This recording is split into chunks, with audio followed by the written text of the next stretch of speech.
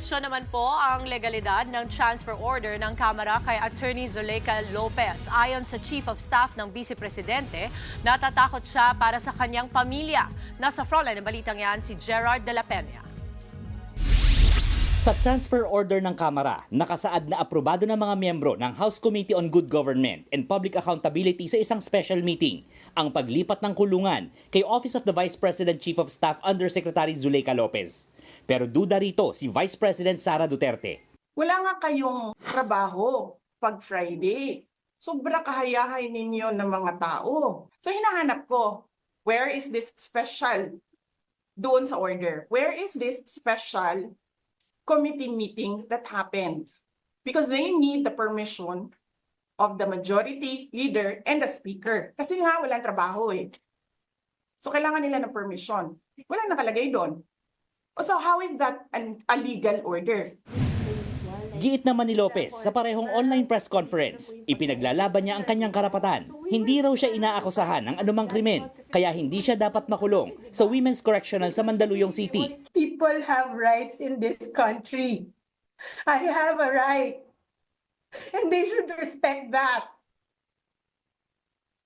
I tried my best to cooperate. But this is what they do to you.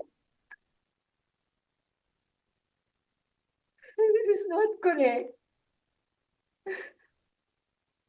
I'm just worried about my family.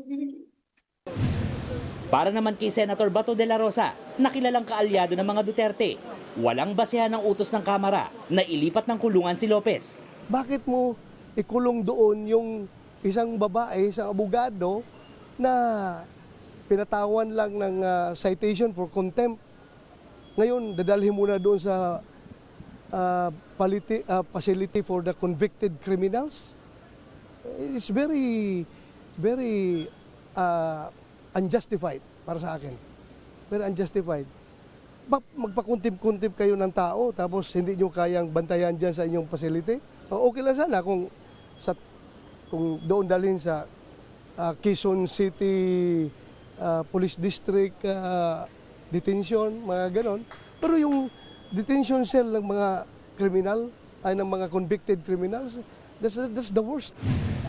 Wala pang tugon ang liderato ng Kamara sa pagkwestiyon ng kampo ni VP Sara sa legalidad ng transfer order kay Lopez.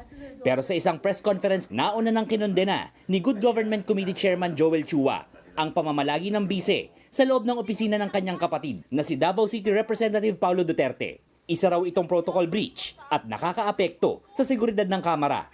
Dapat pa bang sabihin na sumunod sa batas ang ating pangalawang Pangulo? Ang ating pong pangalawang Pangulo ay isang abogada. Siya po ay pangalawa sa pinakamataas na opisyal ng ating bansa. Nagbabalita mula sa Frontline, Gerard de la Peña, News 5. Mga kapatid, Dimples Romana po, kumpletuhin ang inyong umaga ng mga kwentong puno ng inspirasyon. Salubungin po ang bawat araw ng may ngiti at pag-asa. Kaya't mag-subscribe na po at mag-follow na sa aming social media pages ng News 5.